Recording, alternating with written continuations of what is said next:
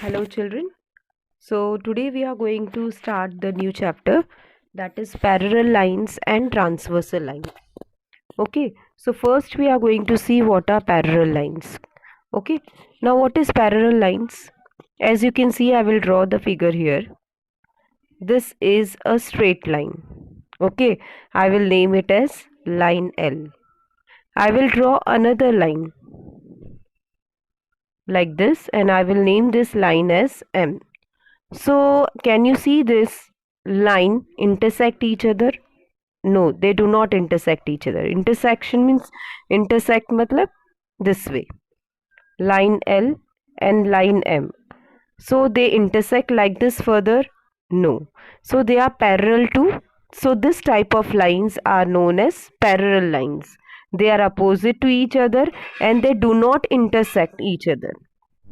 Understood? Further also, when this line will move further in the same direction also, they will not form any intersection.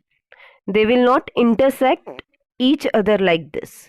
So those lines are called it as a parallel line. Parallel line, we can draw it like this also and this way also, or we can draw like this also.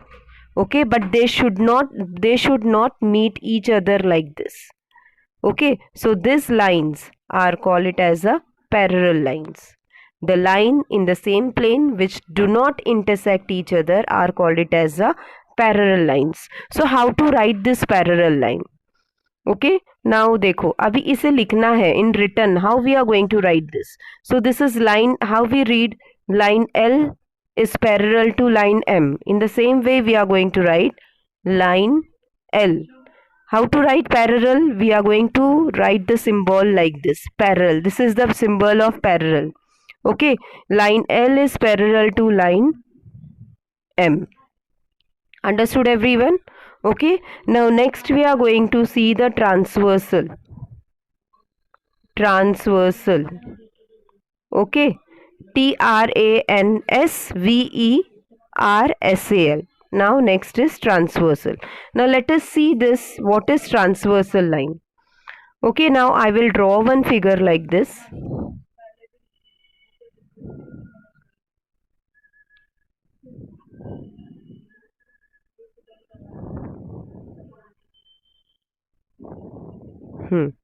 Now as you can see, these are the two parallel lines, that is line M and line N.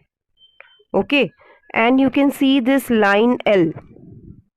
Okay, it cuts the line M at point A. This is now here, this is a line M.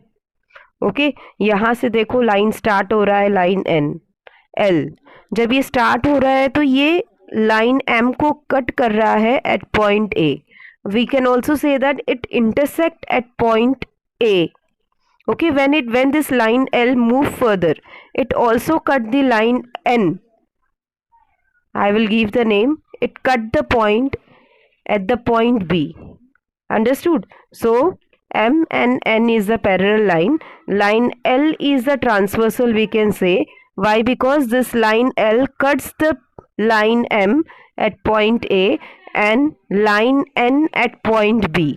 So this line which cut the line M and N at point A and B, so this line L is called it as a transversal line.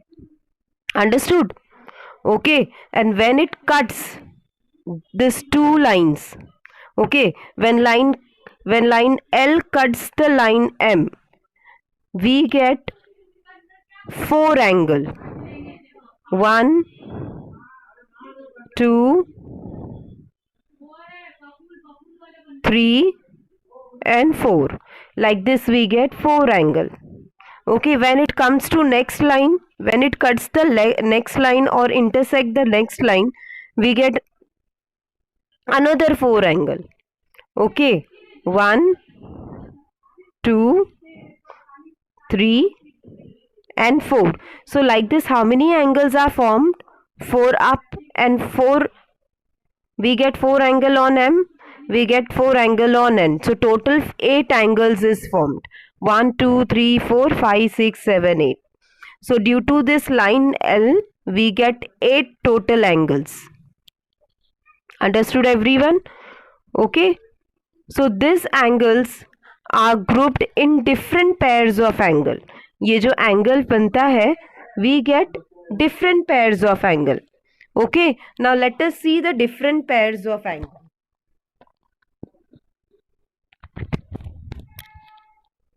Now children, the next pair of angle I will show you on another page. I will again draw the figure so that it will be clear. This is line M, N, and this is line L. Okay, as I said, 4 angle is formed. Okay, so I will write A, B, C, D. So angle A, angle B, angle C, angle D, angle E, angle F, angle G, angle H. Now here I have to find the corresponding angle. Okay, जब ये angle 8 angle forms होता है ना, तो हमको pairing में बहुत सारे पेयर्स मिलते हैं. Different pair of angles we get. So in that this different pairs of angle, group of angle हमें मिलता है. तो फर्स्ट वन है हमारा करस्पॉन्डिंग एंगल. तो अब ये करस्पॉन्डिंग एंगल्स है क्या? Now as you can see, ये 4 एंगल लाइन एम पर है, ये 4 एंगल लाइन एन पर है. तो करस्पॉन्डिंग एंगल्स क्या होगा? सेम डायरेक्शन में होगा और वो ट्रांसवर्सल लाइन को लेकर बनेगा करस्पॉन्डिंग एंगल. ये देखो, ये एक लाइन ऐसे जा रहा है, लाइन एल, तो ये ट्रांसवर्सल लाइन है. तो ये एक आर्म हो गया ट्रांसवर्सल लाइन का.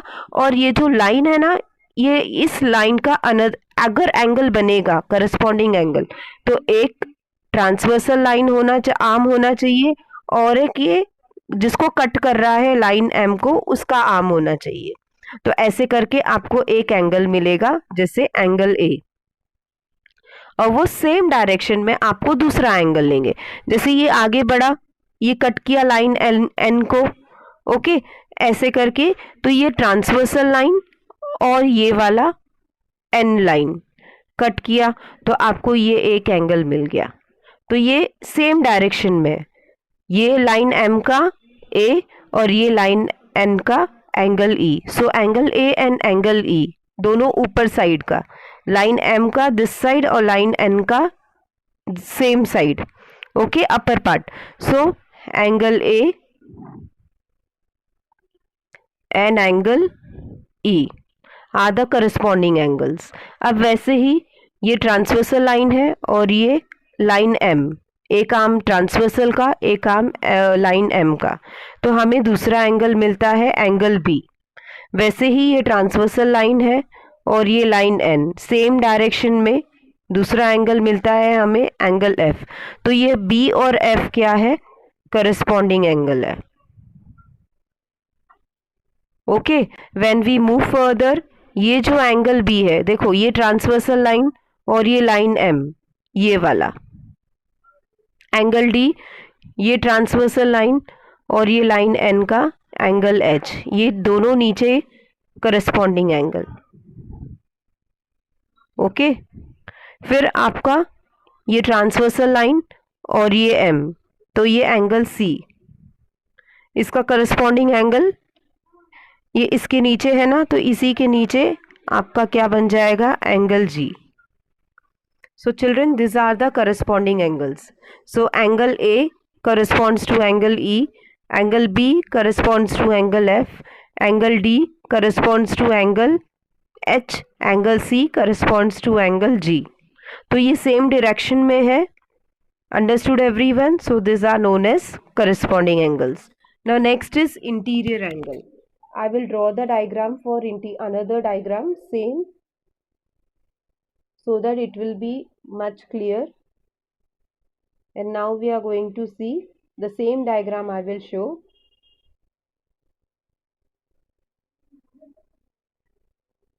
Okay, now what we have to find? Interior angles.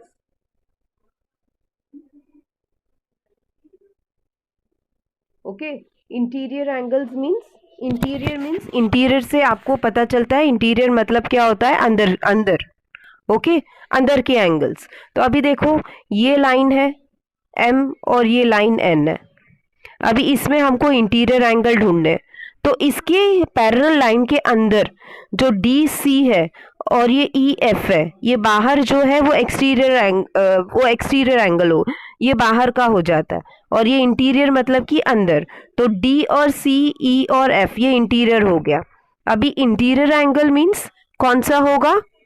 Angle D इस लाइन एम में डी और E. Understood? So angle D and angle E forms interior angle. फिर इस लाइन में एंगल सी और angle F forms interior angle. Understood? So this way we get 2 pairs of interior angles and here we get 4 pairs of interior angles. Understood? इसका properties बता, okay properties हम बाद में देखते हैं. Now next is alternate angle. Alternate angles.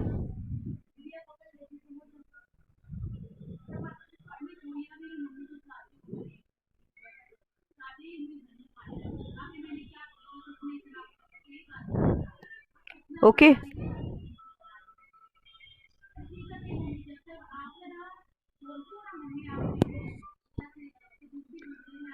Understood everyone? Now alternate angle. What are alternate angle?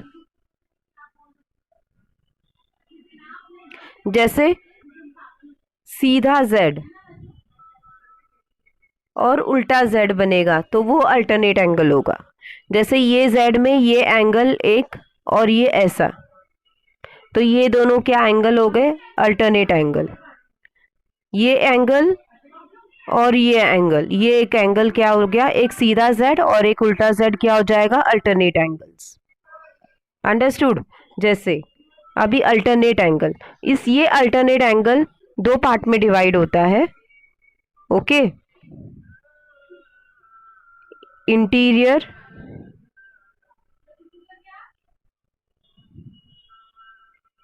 Alternate angles. Okay, और दूसरा क्या है? एक्सटीरियर